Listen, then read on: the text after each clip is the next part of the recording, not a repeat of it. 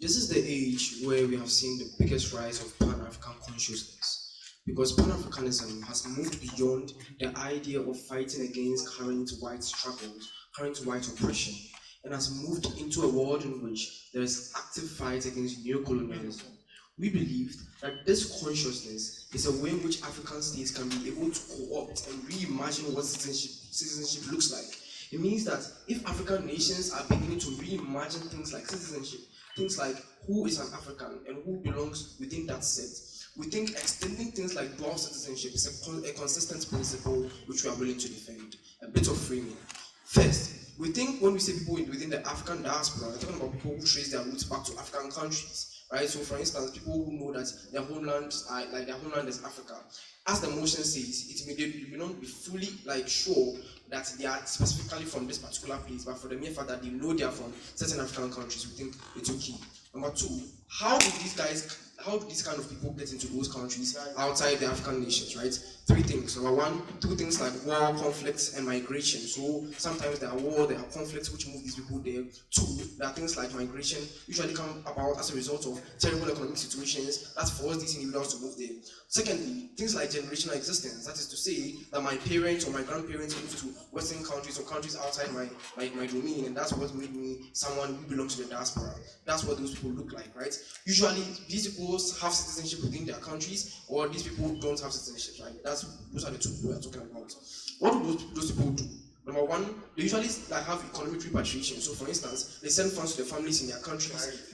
There's huge taxation with countries like Nigeria and Ghana are able to benefit from things like economic repatriation from people outside in the diaspora, right? Number two, they're able to set up jobs and companies and investments within those countries. Panel, notice this. In this debate, we are not forcing people in the diaspora to have dual citizenship. It is a choice. So if you choose that you want to have dual citizenship, there are certain rules within the constitution or certain rules which you have to satisfy, right? So for instance, you should be able to pay taxes, you should be able to do certain things which allows you to do so. If you can satisfy all those things, then we give you dual citizenship. We are not forcing anyone to do so.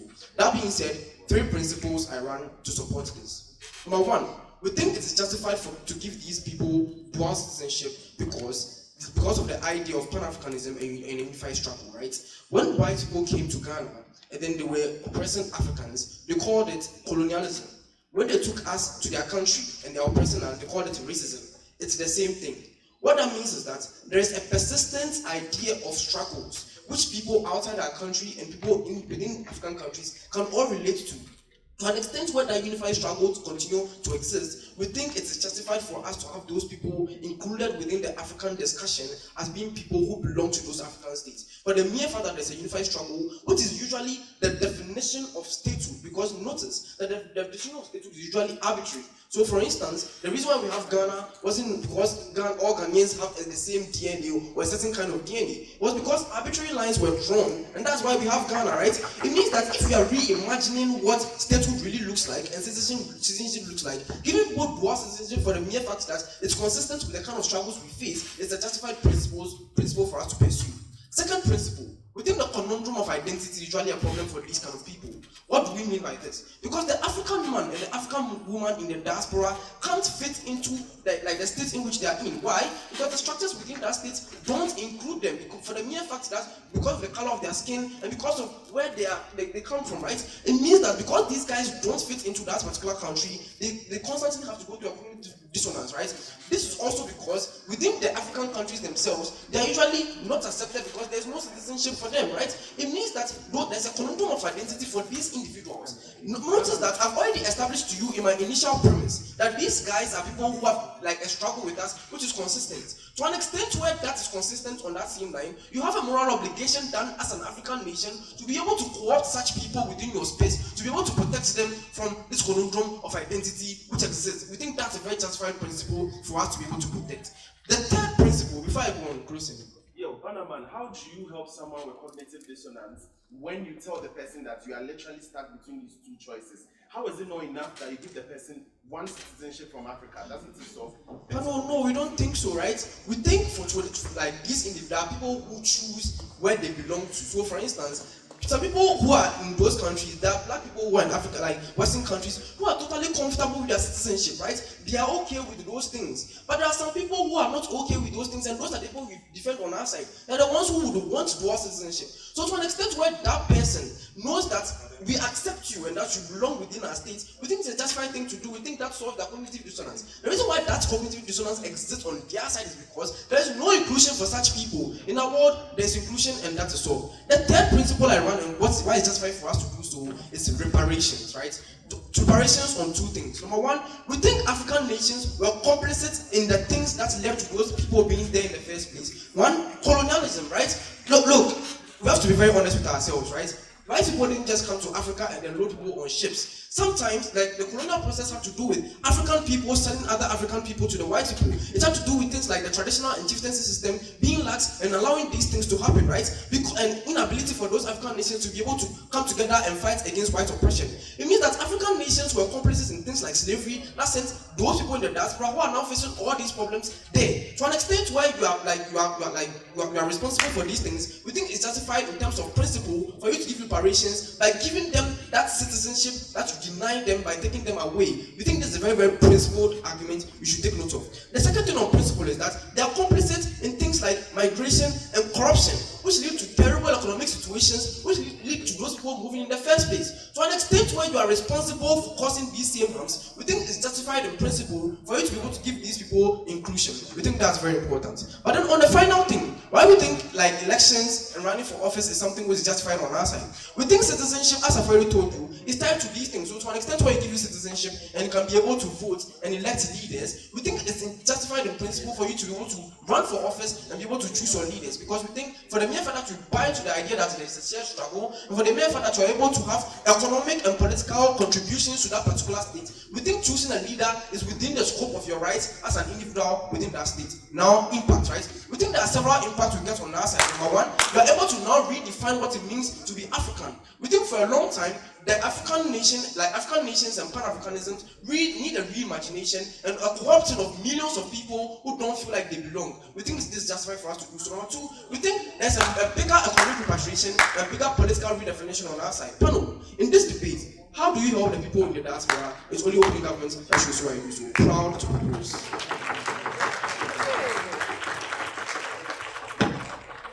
Thank you very much, Prime Minister. Welcome the Leader of Opposition to advance the case of opponent opposition. Here. So, let me just set this first. Before I start, I want to thank everyone for what was a very fun tournament, regardless of the results here. Traveling all the way from the eastern part of this continent just for this. Also, shout out to like my parents and everyone back in the Strathmore debate guys, everyone, all those people. I know they'll watch this sometime later, so I'll just shut them out so that I can call this. I think that's it. Oh yeah, and I really wish Karim was here to listen to this because he would be proud. All right. POIs, I'll take CG probably in the 5th minute. Just raise your hand and I'll pick you. All right. Starting in 3, 2, 1, go. Isaiah 55, 1-3 says that, "Come you, all who are thirsty, come all you who are hungry, come all of you who have no money, come and eat." That is why the Lord Jesus Christ can tell you this, because he's all powerful, he's omniscient and all these things. Unfortunately, African states are not. We exist in a paradigm where we have resources that are limited. We exist in a paradigm where our identities are fragile, and we're trying to preserve this, yet you're saying all these people need to come. So a couple of points of framing that you need to understand. For their benefits to accrue, they need to be successful. We need a lot of people to come back. And for that to happen, this is the framing you need to understand. These are not very few people. The African diaspora are billions of people. This is not just anyone coming. And I'm going to be explaining to you why that mass return, or whatever you want to call it, is going to actively harm African states. Just look at Nigeria, for example. Which community in this continent does not have a Nigerian somewhere? Which community out there does not have a Nigerian somewhere? Imagine all these people going back to Nigeria. They disturb the fundamental ethos upon which that state has been built, and I'm going to be explaining to you why their preferences become extremely different and they cannot be sustained. 3, these people are not necessarily benevolent actors. They have appropriated our culture before. They have appropriated our identities before. We think this is something that we need to understand, especially when we are going into this. So 1, they are not few. 2, the incentive exists for them to opt into this for cultural, economic, and political reasons. However, and this is the most important part of this thing, really. We can get all these benefits without necessarily giving them this, because dual citizenship exists, but it has certain limitations. The reason why OG is out, and I won't even engage them, is that they tell you the benefits of dual citizenship. Unfortunately for them, the debate was not about that. The debate was about them telling us dual citizenship with extended benefits of the right to vote, the rights of all these other things, and those are the sort of things they need to be defending. We can have dual citizenship on our side with the limitations that currently exist. Many states identify or create these things. Anyway, 5 principles then, because this debate is principle heavy, the pragmatic impacts are largely symmetric. Here's 5 principles. Number 1, the principle of state power. I've been looking forward to running this. The state has the most fundamental organ in your life today. It influences all your choices on a day-to-day basis through your policies. They have a monopoly of force and coerce your choices each and every day. For example, if they decide to go home at 10, we have a lockdown in 10, you must go home at 10. They have an identity and they shape your identity through media, propaganda, and education. This means that for you to be able to express your happiness, for you to be able to express your identity, for you to be able to consent into anything, you need to control the state. With all this power then, it is only but what is fair that those who necessarily live under the arm of the state control the existence and the composition of the state. When we give people from other places with no lived experiences, with no shared identity, the power to control how your life is going to be run, we think this is fundamentally an abhorrent assault on your identity as an African. Can I get an amen? What we then think is that what this does is that it gives people the power to control your identity and preferences, lived experiences, yet they have no fundamental or proximate lived experiences with you. We think the state power principle then says those who control the composition of the state need to be those who live under the power of the state. Those who live under the power of another state can go control that state wherever it is, not ours. The second thing then we say is the election principles and the idea of identity. Elections are an expression of your autonomy and your identity. Democracy only works when you have a strong fundamental shared identity. We somehow lied to ourselves that there's a place called Ghana after the white people told us. But you told yourself a story and you told yourself that, oh, we all have this shared identity, let's all live under the same yoke called the government of Ghana and the NPP that all these people tend to like. What we then think is that democracy only works when this strong identity is shared and people consent into it. People have already consented to the fundamental structure of the state now. Look at when people refuse to start consenting, we have another Cameroon, we have another Tigray, we have another situation like that where people start feeling like their voices are no longer being heard. Framing, there are not a few people coming back, they have an incentive to come back. We then think what you do is destabilize the fundamental composition of these states. These people then lack the lived experiences to express valid preferences through elections. What then happens is that it creates an already destabilization of an already fragile democracy. African democracies are still forming. They still don't know what they're going to be. This is a fundamental destabilization of that and almost in a sense derogates your identity. Why does then this harm democracy in itself? 1, it reduces the participation of people and the representation of African ideologies and identities due to the vast adulteration with foreign lived experiences that have no idea what it means to live here. 2, it reduces your representation because representation is diluted both in ideas and preferences because elections are a representation of preferences. When you reduce your ability to represent, they choose leaders who you don't like. They make because your leader is like an extension of your identity. This leader then is an extension of their preferences, not yours. We think then this dilutes the power of the representation and democracy within this state because you must have the control of those preferences and the composition of that state. The impact of this is that you principally harm citizens because you reduce their autonomy and consent to the state. You reduce the state's power because of the discontent and the infrastructure and the architecture of the state being reduced, and it harms democracy because participation and representation is reduces. The weighing of this is that the principal harm is the most important harm in this debate. Any pragmatic benefit can be reached either way. Ghana had the right to return. They all came. It's about the principal harm that is created on your choices, your autonomy, your consent to the state. You destabilize fragile democracies. These are not 2 people coming. It's 20 million. CG. Yeah, those ones, they don't have anything. Let's move on. Let's talk about principle number 4, intersectionality. All human beings are born equal, but some are more equal than others. And here's the thing. The African diaspora did not go to Afghanistan. They went to the United States. They went to UK. They went for greener pastures. To that extent, they already live under another state, and that state has already shaped their identities through socialization, education, and all these things. They are not fundamentally having the same views as you. To that extent, the individuals have already benefited from these states and their structures. This means that they have preferences that are different from those of yours. When you come, what you do is harm the intersectional groups, which is me and you. When they come and start telling you democracy looks like this, yet we're still trying to shape what our democracy looks like. They come and tell you this is what good economic policy, yet we're still trying to make those things. This harms the ability of you to express those choices in your ballot. 2, alternatives exist. They have other proximate cultural experiences. They can make black panther and do whatever they want to feel African for all I care. They can have other dual citizenship practices to come and look at animals and go back. We don't need to give them the right to vote. We don't need to give them the right to run for office for them to come and say that they feel African. We still satisfy the principle of Pan-Africanism on our side. Let me just talk about pragmatics because I don't know what the judges will be looking at. 1, we create the tyranny of the minority and the privileged because they have the demographic composition. This exacerbates xenophobic expressions. Look at Nigerians in South Africa causing all the panic, yet there are like 50 of them. When you bring 20 million people back, they'll kill them. To that extent, we have a small pie. We cannot share the pie with everyone. Let's be as protective of our identities as possible. I've never been prouder to your place. Before I start my speech, I would also like to give a shout out.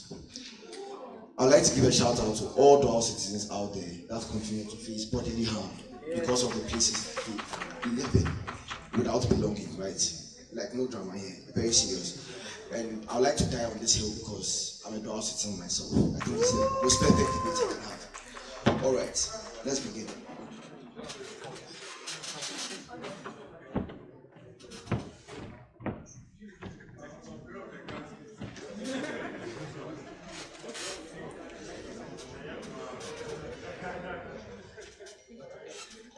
Alright, so I'm starting now. Panel, we need to notice something. There's a discomfort to the point of life that dual citizens feel in a particular space. What that looks like is George Floyd being killed under the knee of a white policeman who thinks he doesn't belong. The impact is that there are dual citizens in foreign lands that feel physical harm, and there's a need for self-defense no matter the world that they may have. That is the existential threat that Bannerman tells you about, that these guys don't engage. The best thing you can get from their bench is on why someone out there that doesn't impact how things go on in a particular space should not have a buy-in to vote and a buy-in to run for office. That will be the crux of my extension. But before I deal with them, right, let's deal with CO's PY, right? Why should we not give them a single kind of African citizenship if there's a cognitive dissonance? 2 reasons. 1, because on a balance, one mode of citizenship, right, is comparatively worse than 2 citizenships because we think more choices means a better opt-out when you face some particular form of harm. What does it mean? It means this is even more important when you still can have some form of marginal economic benefit from where you are coming from, but you do not have a sense of belonging. We think it is not necessary to cut that tie when there's still some form of advantage that is gotten from that space. Because that economic benefit that you still get is something that you can move into East African states in a way that there's a bigger pie to share, like which goes against Macharia's whole fear of xenophobia. Right, let's begin this debate. What does the African diaspora need? 2 things. We don't think that all African diasporans need all kinds of things, but there are 2 key needs that come about. The first is a mental safety, a sense of belongingness. What does this mean? It means it is emotional, it is mental, it transcends borders, it is not physical. The second kind of need that African diasporans have is physical defense because of people like George Floyd. What does this mean? Which God can best protect them against these 2 things? Because you might be an African that faces the first kind of harm, but not the second kind of harm. You might be an African that faces the second kind of harm, but not the first kind of harm. Why is this important? Before I go to that, let me deal with the right to vote and run for office and why it must not be limited, which is a direct clash to OG which they will have to answer for. The reason why dual citizenship existed in status quo with limitations was because of a fear of allegiance and a fear of disloyalty. That usually came because of restricted national borders that were created arbitrarily, which meant that a Russian was always going to be scared that an American like a Russian was always going to be scared that an American also had his kind of citizenship, which means he could always access some form of data. We think that God has changed today in a way that must recognize the slow erasure of borders. It looks like globalization and movement of individuals because of the freedom of movement and the gradual erasures of borders. That's why you can see things like the AFCTA, you can see things like the ECOWAS, because of that gradual leaning towards those things. What does that mean? It means that in a world where we are clearly admitted that there's a slow erasure of borders, and we think that there are group of individuals somewhere that face some form of bodily harm, is it all right to be able to tell them to come and be able to stay permanently to escape from that kind of harm? We say yes. What does that look like? Because he's facing some form of threat and physical threat, he's more likely to come here to stay permanently. If their problem is that absence from a country doesn't give you an opt-in to their ideas, we think then these guys satisfy that same metric because now they are coming in. We think from outside that physical presence into a particular space where you'll be living in means that you should always have an opt-in to those political offices and an opt-in to vote, to choose those leaders, because if you're going to stay there like for the long run, you should be able to have some form of say in the political ideologies that rule you over the day. Before I go to the second argument of impact and the benefit of African states, I'll take CA. Kalvin, your points are not proportional. Nigeria is even offering refuge for people in Afghanistan who are traumatized. Physical pain is not proportional to giving someone citizenship and also the right to rule over the country. So you see, the right to vote and that citizenship is not just gotten just because we say you are faced with physical harm. Bannerman tells you that there's an identity of Pan-Africanism which all of you are tied to. But the second thing we say is that physical harm is causing permanent residence. If that thing is happening, then we think that you should be able to actually get some form of permanent residence. If you should be able to get some form of permanent residence, then you should be able to get some form of opting into the governance structures in those spaces. So it's not a physical pain, space, right to vote. No, there's a link-by-link approach to how that must be done. Now, on the benefits for African states and why that's important. Right. All right. All right, that's all. So 3 things or 4 things you get. One is the idea of human resource and why it is crucial. Even though the idea is that they are suffering, right? They are more likely than not to actually experience better educational systems that have transferred them knowledge, that have equipped them with skills. We think that is crucial, especially because of the historic brain drain that is happening in African states. That is the way that African states stand to benefit. The second thing is economics, right? Because in status quo, you cannot tax these people. Like, the reason you cannot tax them is because of how they necessarily may be paying in another state. We think in a world where you give these guys dual citizenship, right? You are able to actually capitalize on the money that they can bring in, which means Macharia's pie is bigger. But the third thing is moral absolutism, which Bannerman told you about. Because interested in slave trade was the fact that we helped that slave trade happen as Africans. We think this is a way to actually redefine what reparation means, which has historically been one-sided against whites. We think it's about time that African states admit the role they played in slave trade. But the fourth thing is Pan-Africanism and the way it needs to be enlarged. We think intrinsic to the idea of Pan-Africanism is that it goes beyond borders and it goes beyond geography. It goes beyond boundaries that have been arbitrarily created by the white man. We think to an extent where anything at all, no matter how small, even if it's close, goes to symbolize how that empowers an African man to be able to opt out to those self-defense mechanisms, or to be able to feel some form of mental belongingness, even if he chooses to stay there because of some form of tangible economic gains he gets, is something that we are okay with. And now, at the heart of today's debate is a question.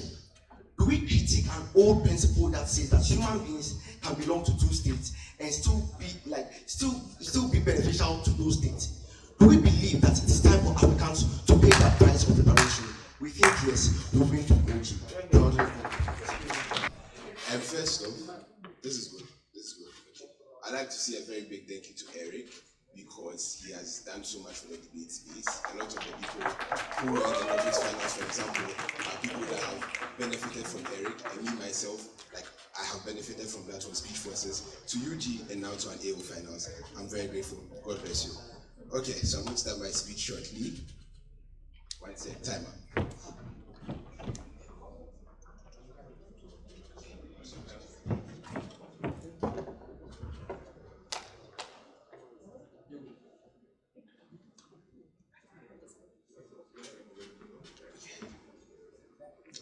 When George Floyd died, several African countries began to do memorials, began to mourn. They had budgets that were put into these particular memorials. There's this idea that we need to worship these particular people that come from outside or are in the diaspora. There's this particular idea that these people are going to save us, and these people are people that suffer the kind of struggles that we suffer and are equally the same people that we have. I'm going to show you how that is not the case, and how that particular idea in itself is neo-colonialist, and that in itself is something that benefits the West, which these particular people are a part of and benefit from since they are citizens of this particular country.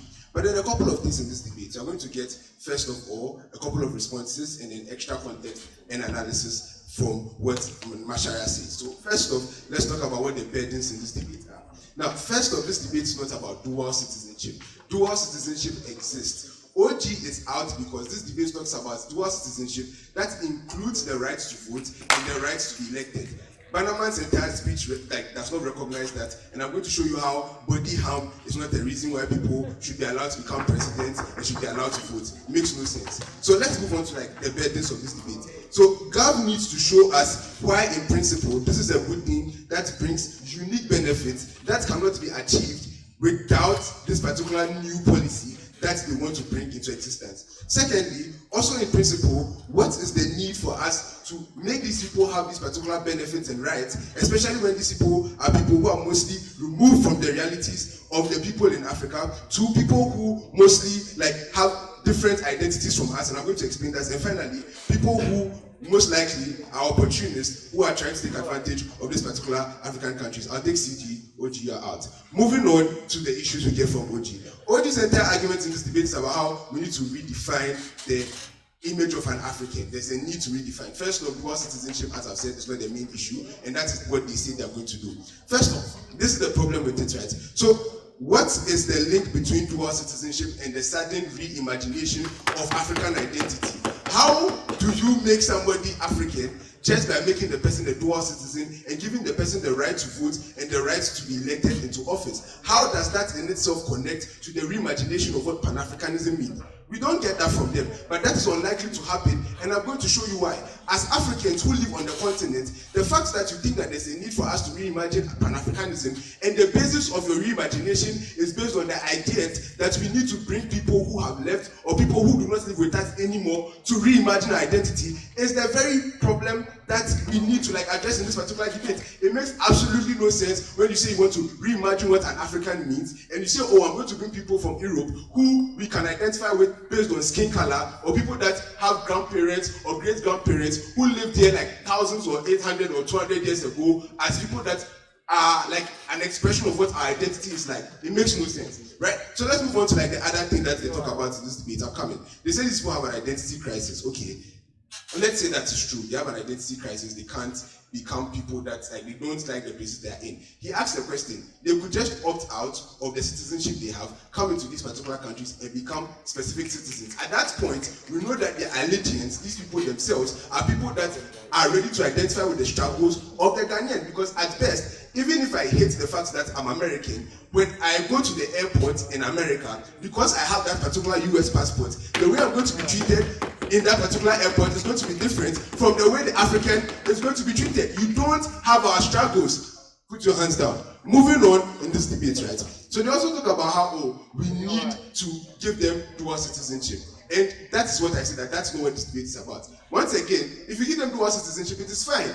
They can then come in here and live forever. Then their argument becomes that they need to feel part of the environment and need to become part of these particular countries that they come into. First off, they can contribute. The year of return, so a lot of people from the diaspora come in, do several investments, do a whole lot of things to try to participate in what goes on in this country. And I'm going to show you how that particular extension that CG is about to run is one that is not something that's exclusive in their world and can happen in our world, and all of that is not necessary. I'm coming, I'll take you, right? So what is the impact of their arguments that, oh, because somebody has identity crisis, we need to give them dual citizenship, let them vote and let them become elected? There is a huge equality gap in this particular country. People that are likely to want to run for elections are people that have capital. These people are going to come into these particular countries and take opportunities from people who are indigent, who have nowhere else to go, and have absolutely no ability to be able to self-actualize elsewhere. In your world, people like me can never become president because someone from Harvard comes and then has so much money, and everybody likes the person because the person speaks better English or something, right? In studio website, Ernest and Young, he's equally capable as somebody who is living in abroad, is black, and has gone to Harvard. The whole point of this argument or this debate is about the specific issues that come in this debate. The specific issues in the debate. CG, POI. Firstly, that kind of irrationality already exists without people coming in. But secondly, there are people outside that are citizens that give proxies to other people in other countries to vote for them. Why is this any different? Defend your case. So listen, if you are a citizen of the country and you are living outside the country, you give proxies to people to vote for you. That is a different scenario from somebody who most likely has never lived in this country, who most likely is not somebody who grew up with the socialization of this country, as I have said, does not suffer the struggles of the people in this country because of the things like the fact that they have privilege, which we are fighting against. So white privilege still exists for people who are black. It doesn't make any sense for you to like argue like this, right? But then important extensions on the African diaspora tensions. If you look at Twitter, black people constantly throw Nigerians and Ghanaians for being village-like and people that are not civilized enough. The idea that everybody abroad, or most of these people that are coming into these particular places, are good-minded people who are here because they love Africa and are people that see Africans as equals, is one that doesn't make sense. If they really want to come, they will probably lay down their entire privilege and begin to feel our struggles and begin to like understand that and be able to do things that will be in our interest. Because if you don't understand our struggles, you can't do things that are in our interest, right? But then also notice how our identity as an African state is fragile. Like the idea that we all have one single identity in itself is problematic, right? So there's so much issues in terms of identity. What you do is you further fragment this particular identity crisis by adding an extra identity that in itself is not close to the identities that we have that themselves are fragmented, right? But then also another important argument that we need to understand. The pragmatics that we are going to get to, they're going to bring better governance, they're going to bring advocacy and investment. All of that can exist when there are dual citizenships. You can advocate without running for political power. You can become like an investor without being a politician. In your world, when you tell them that you can be a politician, they are less likely to invest because politics makes more sense and they are likely to make more money. At the end of this debate, what makes sense? Do we protect African citizens while allowing our brothers to join us without giving them rights that give them dominion over us? Or do we go with what you said in this particular debate? It's been a good day to propose. Thank you.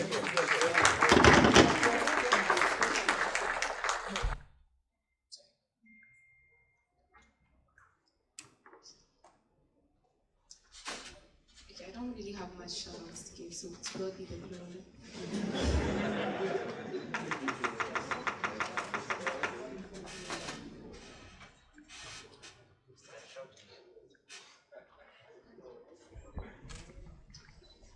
So panel, a few things about clarity that I think are very essential to clear some of the arguments from OG, although I'll tackle the rest in my substantive. First of all, they create an image where automatically giving people dual citizenship together with the right to vote and the right to contest public office looks like visa on arrival or a visa-free state where automatically every single person gets that dual citizenship.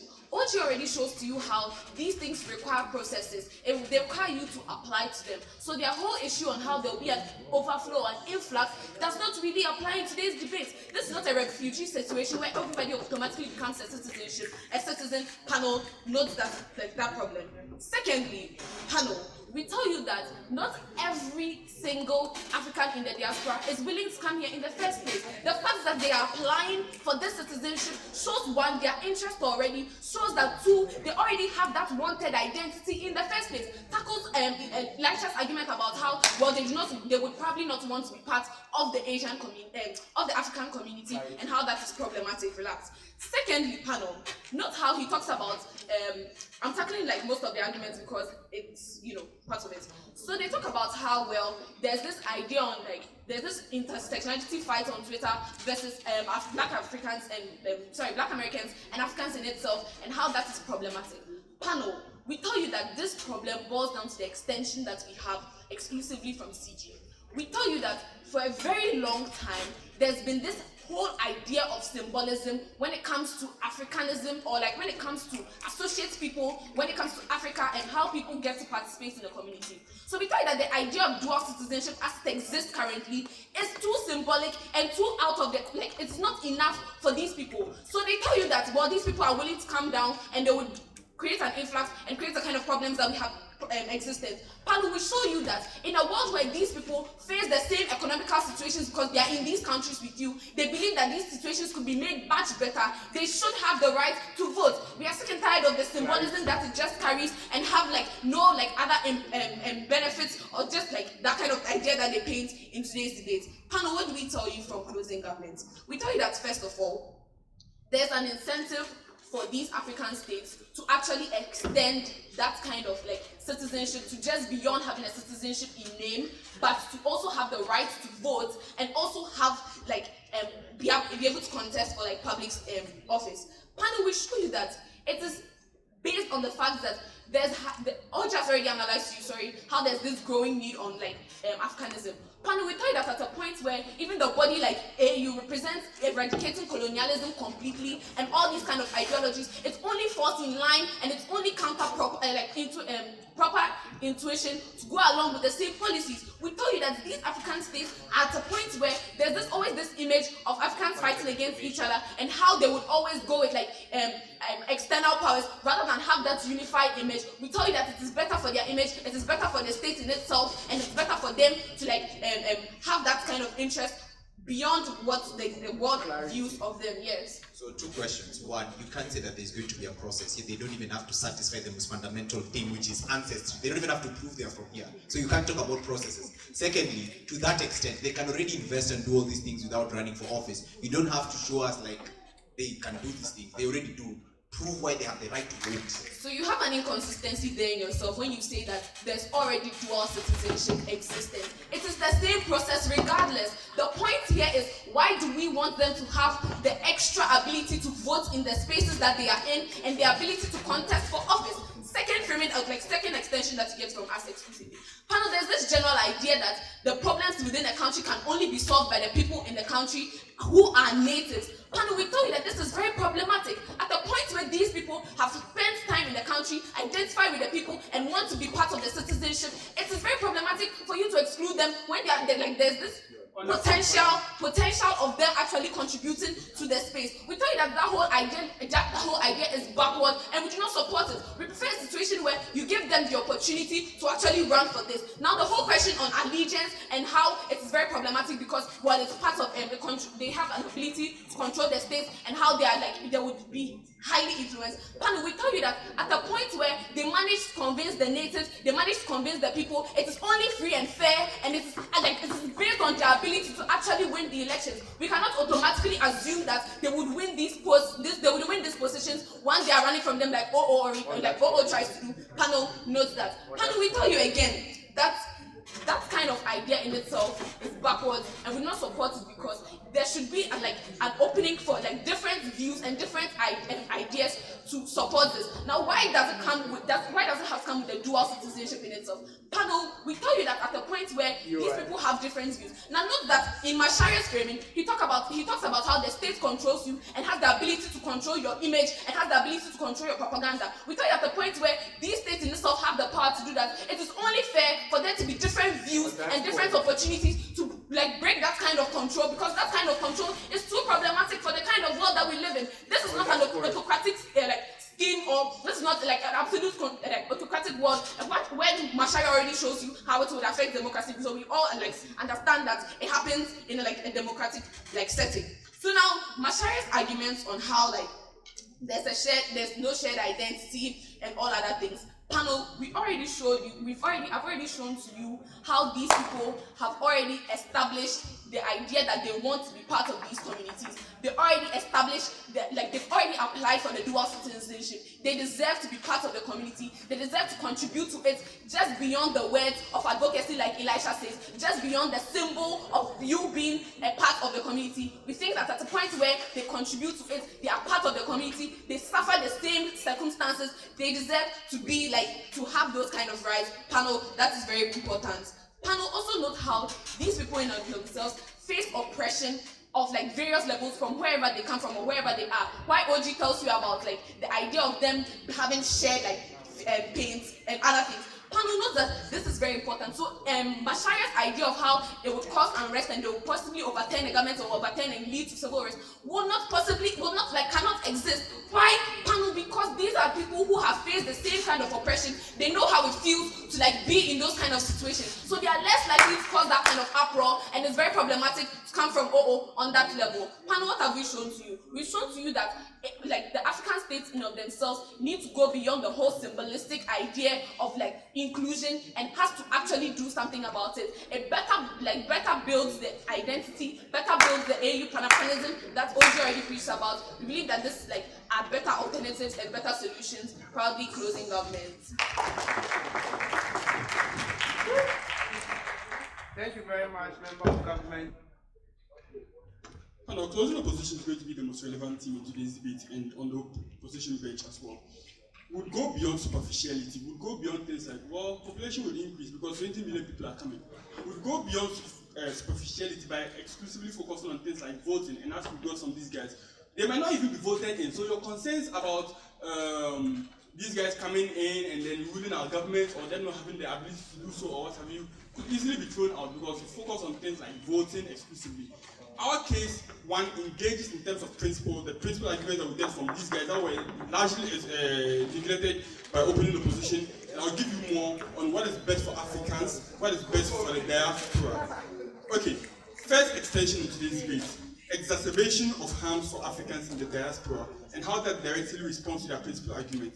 One, the idea that you now have a home. Whites currently know that even if they abuse blacks people, for example, have nowhere to go. It is the idea that whatever you do, you are stuck with them. So, wanting to drive blacks back to Africa is not contingent on actively harming them and abusing them on the street because you know that you have to pressure them to go back to Africa. At a particular point in time where there's a narrative that African nations have suddenly offered mass citizenship to you, that idea of you now have a home that you can return to is actively entrenched. At the point whereby a white man knows, well, I just have to overly pressurize this person, I just have to be overly racist to this person, and they'll run run for their lives like you actively say, it's something that actively harms people. 5 minutes, 5 minutes, 10 minutes. It's something that actively harms people. That narrative of go back to Africa is something that you entrench on your side, you hate them. Second extension, second level of analysis on this is how you harm legislations that are to better the lives of African Americans within the diaspora. At a particular point in time whereby legislators now have the idea that, well, these are not permanent people. At any point in time, they could run back to Africa because there's suddenly a mass proliferation of dual citizenship within those contexts. You don't have legislators actively going out to make like long-standing legislations that will actively maybe reconfigure the American society because these are people that are largely temporal by virtue of the fact that they have a second home they could easily run to at any particular point in time. We think that you actively have legislations that is meant to better the life of people. If you think that we owe them anything, it is not to allow legislators to think as well, perhaps these are temporal people, they could run away at any point in time. Third level of analysis is how you harm the numbers. At a point in time whereby you say, well, some people will leave those contexts. We think that the idea of actively reconfiguring systems needs mass people to be able to protest on the streets, to be able to actively vote in particular ways. At a particular point in time whereby you say, well, they will leave because maybe things are not going well. That means those people who stay in there are not able to engage in that kind of activism that will engineer change in this particular context. We think that is bad. At a particular point in time whereby you say, well, some people left Africa and then they went to stay abroad because they think that abroad is better. When other people are now actively leaving because of a mass proliferation of citizenship, you hate them in those contexts because they can't even actively advocate for things like wages or what have you because the other Africans that would have voted alongside them or protested alongside them have all run back to Africa. Finally, is the idea of you hate them by the local sentiment. At a particular point in time whereby they even return a local sentiment, these people might not even have the epidermal visibility. He might look white and still say, well, I think my great-grandfather was a Ghanaian or what have you. You let local people hate them particularly in this way because of the fact that they are not Ghanaians. On the ground, discrimination is something that's actively there. Why is this important in today's debate? We think that it directly attacks like everything they said about the principle. At a point whereby your policy is something that actively harms them, that tells Americans that, well, these guys have been given a home. There's now a new opinion in Africa that we can push them to actively harm them in that particular way. We think that is bad. But also on his idea of a economic migrants, because some of these people go to Western context and say, well, my country won't accept me back. That is why I should be given asylum in America, or that is why I should be allowed to stay here. At a particular point in time whereby they now have like that ancestry, you tell them that they will go back, or we are willing to accept you. You push all of those people back to the same cause context that you think that they are running away from. You think that your principle is inconsistent. Second extension into this debate. How you undermine the centrality of citizenship and conception of national identity within this context. The idea of citizenship is the idea that you are perhaps of the same lineage, you are particularly born in the same context, with verifiable context. What OO didn't do for you is directly more on the voting issue and the numbers or other superficial issues. Is the idea that in our world, people who would be able to gain dual citizenship will have to have like that satisfactory ability to trace their roots. For example, let's say second generation immigrants. So I know that my mother is Ghanaian and then my father is American. So when people accept them, there's that general societal conception that this person is part of us. So citizenship, those who are holders of citizenship are thought to be individuals who have direct roots or direct connections to the nation state. At a particular point in time whereby citizenship is reduced to something like a paper, because you have now extended it to people who don't even have epidermal visibility or who are slanging instead of speaking in the thick Nigerian accent or what have you that Nigerians usually speak of. You allow for these people to reduce that citizenship to something that is more than a paper. What happens? They now recharacterize national identity in ethnic terms. So to be Ghanaian is to be an Ewe, to be Ghanaian is to be an Asante man. At that particular point in time, you entrench ethnic divide, particularly within this African context. We think that that's something that's particularly problematic for this context that we are talking about. Fourth extension in today's debate, a third extension to this debate is a question of can they make like the idea of whether these people can make essential sacrifices for their state and why they shouldn't be given national identity on the basis of that. Kalvin, go. So see, Marcus Garvey had a Come to Africa campaign that a lot of people did not come for, right? It means that not all people will actually come to Africa. But we think if we can save one African diaspora that's facing fiscal existential threats and opt out, we are good for it. Okay, a couple of responses to this. So one, the status quo as it present, it simply says apply, would verify your route, and then will allow you entry. That's as basic as that. But beyond that, the idea of running away from death or what have you, we have people seeking asylum. It's not foreign. These things are very, very real. It's not foreign. The idea that you suddenly have to gain citizenship and then have voting rights or what have you is very, very ridiculous. If you think that they are being persecuted from racism, that does not automatically translate into being able to run for public office, being able to hold fundamental positions within the society. There's a clear logical gap that you are missing, Kalvin. We don't think that the fencing operation in Western states is something that is enough to allow the youth to grant them the sort of rights that you want. Third thing I was explaining is the question of whether they can make sacrifices for their nations. Let us assume that these people can make those sacrifices. Let us assume that these people will be good or what have you. It is not about that. It is more about the public sentiments and the perceptions about people of the holders of power. At a particular point in time, whereby every little thing done by these guys are, for example, questioned by local sentiment, whether maybe you are having dual allegiance because you are from a Western country or what have you, you allow for upheaval within this context because people who are leading the state are not even trusted, even if they are doing their best, even if they are very, very loyal. The fact that we can link you to another nation state is something that actively harms them and something that doesn't allow for people to be able to buy into their leadership. But also, the last thing which Erasmus would elaborate on is the idea of how you can allow for state capture, particularly of African states. If America can actively send, for example, guns and what have you to countries to topple their government and invent people that they want, at a particular point in time whereby they can bring in Americans who are dual citizenship to capture that particular state, that's where you harm them. Panel, in terms of a principle, we win. Don't buy periphery and superficial things like 20 million or what have you, incredibly proud to oppose. Panel, I'll start in 3, 2, 1. Panel, today the debate is basically about this. It is not about whether dual citizenship should be extended to them, but then it's the inclusivity of the right to vote and to be voted for, the right to run for public office. That's the biggest problem or the biggest contention in today's debate, and that's what Science CG is going to contribute exclusively to. But then, panel, notice the difference between us and our opening before we go on to this bench. So, panel, recognize that in our opening speech, we did not get exclusive benefits or exclusive contributions to this biggest class. We get about dual citizenship and all of that. Their biggest contribution to this class came in the form of a POI about proxy voting and how it is like what we are doing in today's debate. And there's no analysis to that whatsoever, and you cannot credit them for any exclusive benefits or any exclusive contribution on that class, and they lose out on today's debate. But then, panel, on closing opposition, what they also do in today's debate is that, there's no real extension from closing opposition in today's debate. From Ziad's speech, all you get is about how dual citizenship is a bad thing because you're actually giving them another home and all of those things. These are things that's actually happening in status quo because dual citizenship actually exists. What this debate goes beyond to do is to give them the right to vote and to run for public office. That's what doesn't happen in status quo, and that's what we are proposing in today's debate. So Ziad doesn't make any relevant contribution to that thing, and you're going to get that thing from Erasmus in his swing speech, and so in his web speech. So panel, notice that any new extension you get contributing to that thing, you punish him for that thing because it's that's a member speech, a single member speech, and you shouldn't be credited for anything on that regard. Now panel, what we brought today in today's debate. So panel, what this debate has been, or what we got from this, there's a frame or there's an existing reality. The existing reality is that right now, people in the diaspora have been lost or have been sent over there, and then they've been finding it difficult to actually come back. But then, panel, the problem actually is more than that because the problem is multifaceted. The problem is that in African states as we have right now, what we are experiencing is that existing political parties and existing people who are actually taking the mantle are not really helping us. Or we are getting tired, or we are getting dissatisfied with all of that. So Macharia's biggest problem on democracy and how we are going to tarnish it, it is actually it's not so relevant when you put it in the context yeah, I'm not taking you ever.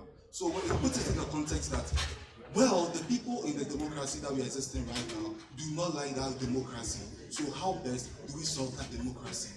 Well, what Mercy brings is that we tell you that we need a fresh perspective because the indigents in the society who have been in this political system for far too long have seen that we are not getting anywhere. We've gotten so acclimatized to the problem that we do not see or we do not have any fresh perspective because regardless, whenever we come back and we are in that same situation, we are not able to get the better problem. We are not able to get the better perspective on fixing this problem. Panel, how Wesley better continuous analysis is that, well, she tells you that, well, what she says is that,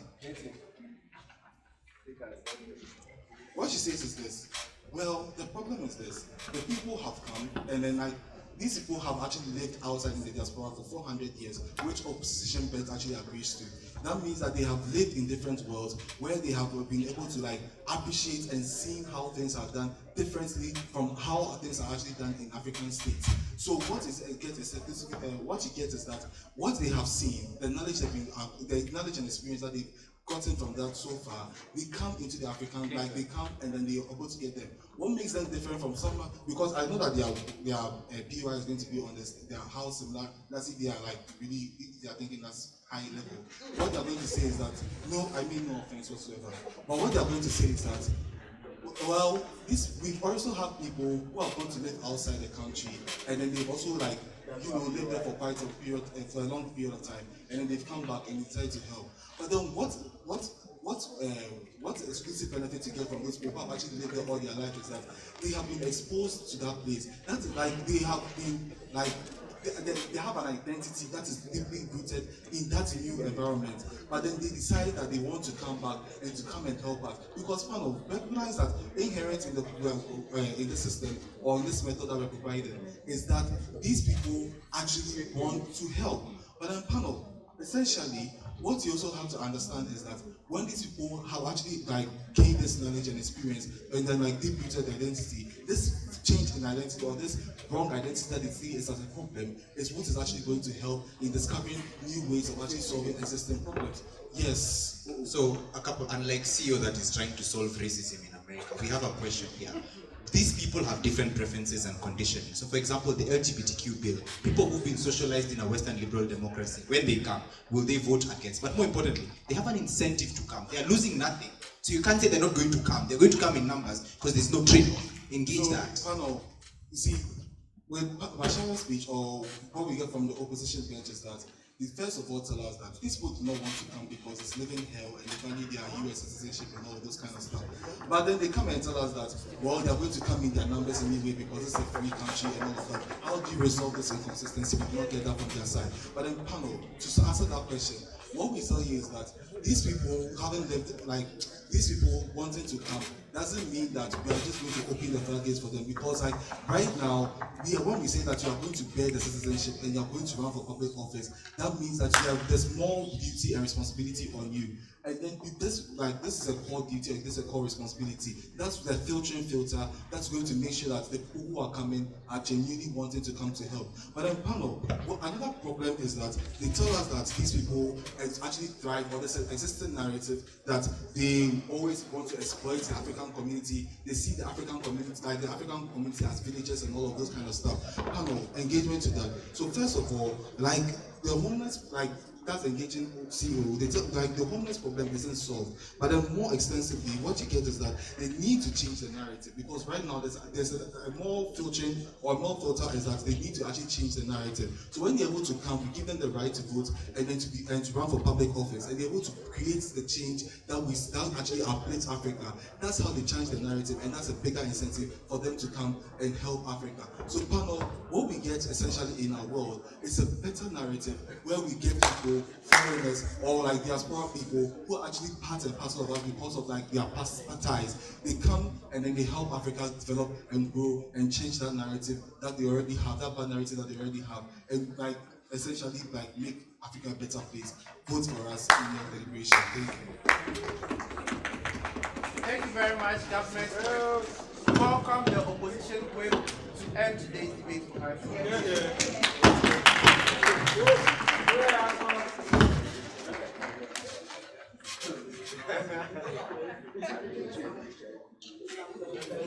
About to speak in my very last competitive deal, and it's been quite a journey. And I want to say thank you to Speech Force, thank you to all the affiliates for picking a boy from nowhere and putting me up on the global stage. All right, cool.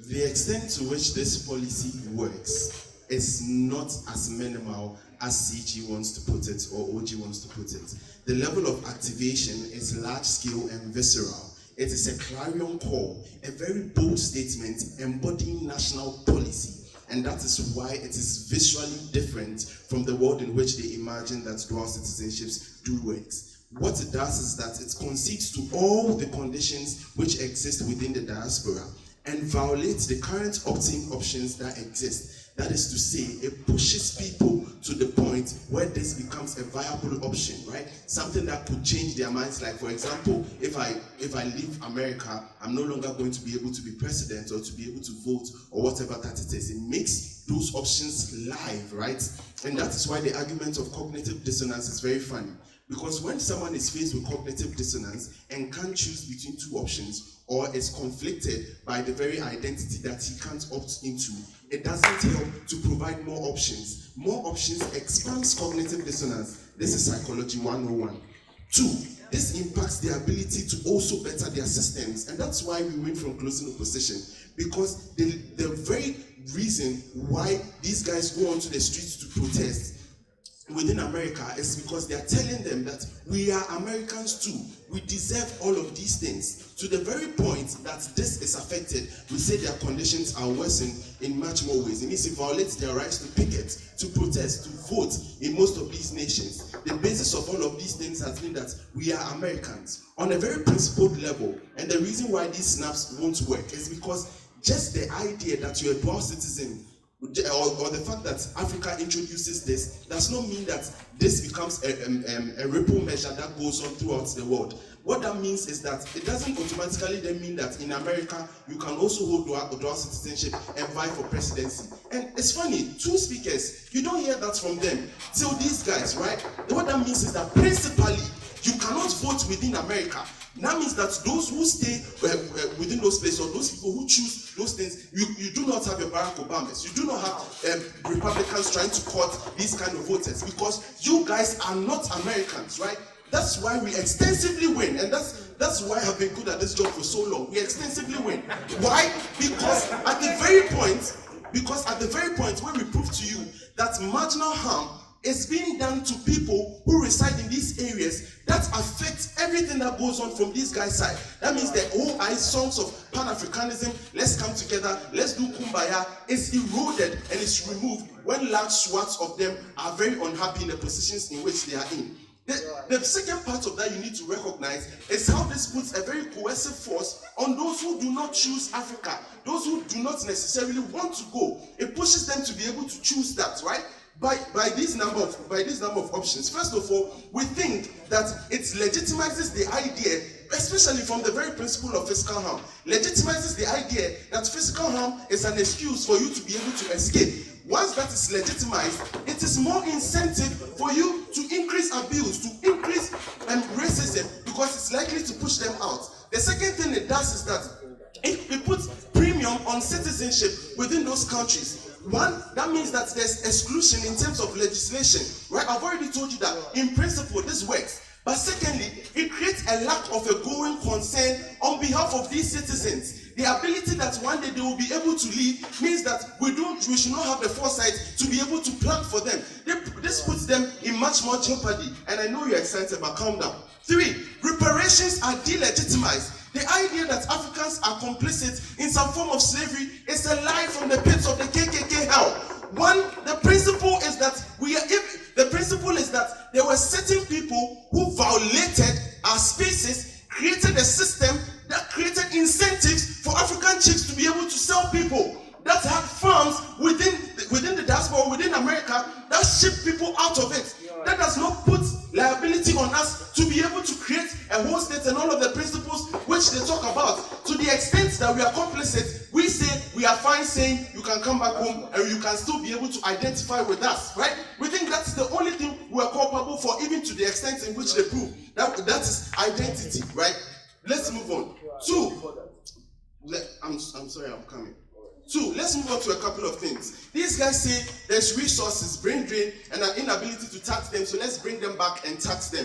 This is silly for a couple of reasons. One, most likely, if they left, it was because there were no jobs. And recognize that the spectrum that these guys must deal with, because they don't do justice to the motion, is that the guys who cannot prove their ancestry are probably not the economic migrants they are trying to talk about. Most likely, these are the descendants of slaves from a very long time or very far away. And that's something that they particularly don't deal with. But even if they left, it means most likely there were no jobs. I don't know how giving them citizenship with political rights all of a sudden reverses those situations for you to get the reverse brain drain or whatever that they try to prove over here. What it most likely also means is that, like they said, they'll be enjoying economic benefits. It means they'll still be working in American corporations, which means you still do not get the taxes which you want to talk about. What that even means is that even if they decide to move here, you do not get the remittances which Bannerman wants you to vote for them based on, right? We think the next thing is that is the idea that they offer similar struggles, right? Before I go on, OG.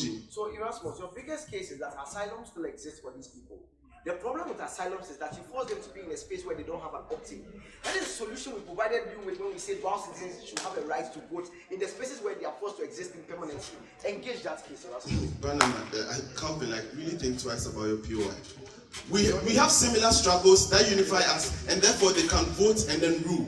These struggles differ because I told you the basis of these guys continuing to engage in protest against racism is the idea that they continually belong to the state and they want to be viewed as American, right?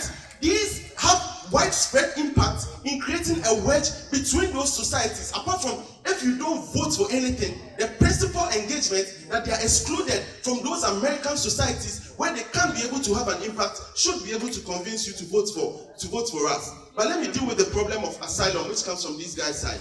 One, the cognitive dissonance and physical harm is not proportional, and I asked that in the POI, which OO decided to run in a way that was not merited. One, that the refuge for physical pain does not require citizenship, nor voting rights, or even ancestry.